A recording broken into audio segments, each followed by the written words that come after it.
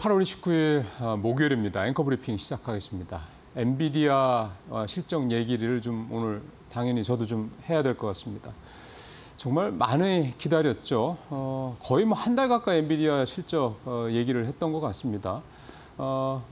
전체적으로 2분기 실적, 뭐 사실은 오늘 아침부터 저희 이데일리 TV에서 계속해서 반복적으로 말씀을 드리는 거라 그냥 가볍게만 핵심적인 내용만 말씀드리겠습니다. 매출 300억 달러 역시 예상치 앞섰고요. 상회했고요. 주당 순이익도 그렇고 가이던스도 3분기 가이던스 사실 이게 굉장히 핵심인데 325억 달러 역시 시장 예상치를 좀 웃돌았습니다. 블랙엘이 뭐 내년 1분기로 출시가 늦어지는 게 아니냐 얘기 나왔지만 오늘 4분기 출시한다라고 얘기를 했기 때문에 이 부분도 사실 시장의 예상치보다 더 좋게 나왔습니다. 실적 굉장히 좋게 나왔지만 이제 본격적으로 얘기를 좀 해보면 엔비디아의 오늘 주가는 썩 좋지는 않았습니다. 주가 보죠. 일단 오늘 현물장에서는 마이너스 2.69%, 2% 좀 넘게 떨어졌고요. 사실 그보다 더 좀 안 좋았던 거는 시간의 거래입니다. 제가 오늘 아침 8시, 우리 시간 8시 기준으로 캡처를 딴 건데 그때 이제 마이너스 6.7%를 기록을 하고 있었습니다. 그 뒤에 좀 낙폭이 좀 줄었다고는 합니다만 어쨌든 시간의 거래에서 상당히 좀 많이 빠지는, 그러니까 엔비디아의 이런 좋은 실적에도 불구하고 시장은 그렇게까지 좋게 받아들이지 않고 있다라는 그런 모습이 좀 나타나는데요. 엔비디아 관련주라고 해서 쭉 여러 종목들 있지 않습니까? 그래서 이제 오늘 새벽에 같은 시간에 엔비디아 관련주들 주가도 한번 더 캡처를 좀 해봤습니다. 보시죠. 첫 번째 TSMC ADR입니다. 뉴욕에 상장된. 마이너스 4% 시간의 거래에서 떨어져 있었고 장중에는 약 1%가 0.8% 정도 떨어졌고요.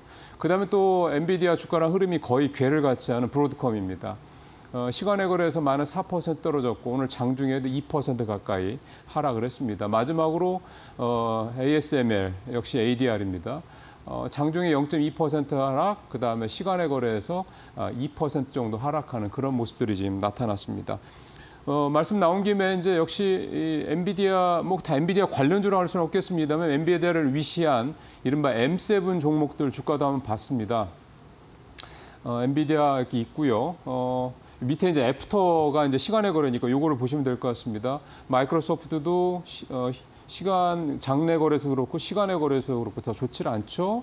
그다음에 아마존도 역시 시간의 거래에서 2% 가까이, 그다음에 시간 외 거래에서도 152달러까지 떨어지는 모습이 나타나 있고 메타도 마찬가지로 1% 떨어지고 3달러 정도 시간 외에서 떨어지는 모습도 좀 나타났습니다.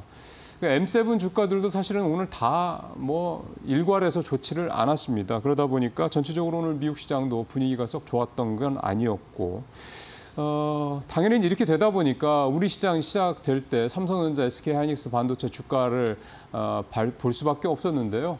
제가 지금 보여드리는 삼성전자랑 SK하이닉스 주가는 장 개장하자마자 주가입니다. 2.8% 하락한 74,000원 기록을 했고 SK하이닉스도 한번 보겠습니다. 장 시작하자마자 5.6% 떨어져서 16만 9천 원, 17만 원대가 이제 무너졌죠. 제가 조금 전에 요 앵커 브리핑 시작하기 직전에 주가를 살펴봤는데 삼성전자가 2.8% 하락했고 SK하이닉스 5.8% 하락을 해서 여기 사실 거의 뭐 큰 차이 없이 유지가 좀 되고 있는, 더 떨어지지도 않고 또 반등하지도 않고 이런 상태를 유지를 좀 하고 있는 그런 상황입니다. 제가 앞에서 이제 장황하게 쭉 종목들 차트와 그렇게 좀 말씀드렸던 거는 이제 8월 5일 날 상황을 한번 되짚어 보자 하는 취지에서 이렇게 좀 말씀을 드렸습니다. 8월 5일 날 코스피가 8.7% 추락을 했었고요. 당시 삼성전자도 8.8%나 주가가 급락을 했었죠. 물론 SK하이닉스도 그날 10% 넘게 떨어지긴 했습니다만 코스피와 이제 이 삼성전자 두 가지를 중심으로 좀 살펴보도록 하겠습니다. 이게 이제 같은 상황으로 보면 요 쭉 떨어진 이 포인트가 바로 이제 8월 5일 날 주가겠죠. 그 다음에 약 2주간에 걸쳐서 이렇게 반등하는 모습들, 이 파란 색깔이 삼성전자고 오렌지 색깔이 이제 코스피가 되겠는데요.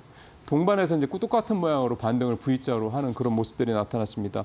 2주 사이에 제가 좀 찾아보니까 삼성전자 8월 5일 날 8.8% 폭락을 해서 7만 원대 겨우 턱걸이를 했는데 2주 뒤인 8월 16일 날 14% 정도 반등을 해서 7만 원 육박을, 아니 8만 원 회복을 했었고요. 코스피 같은 경우 8월 5일 당일 날 8.7% 급락을 하면서 2,441선까지 밀려났던 게 2주 뒤인 8월 16일 날에는 10% 정도 반등을 해서 2,700선에 거의 다다르는 모습을 보였습니다. 한마디로 V자 반등을 지수도 그렇고 삼성전자도 그렇게 했다는 얘기인데 이렇게 2주 만에 급반등을 했던 이 배경에는 역시 수급이 있다고 봐야 되겠죠.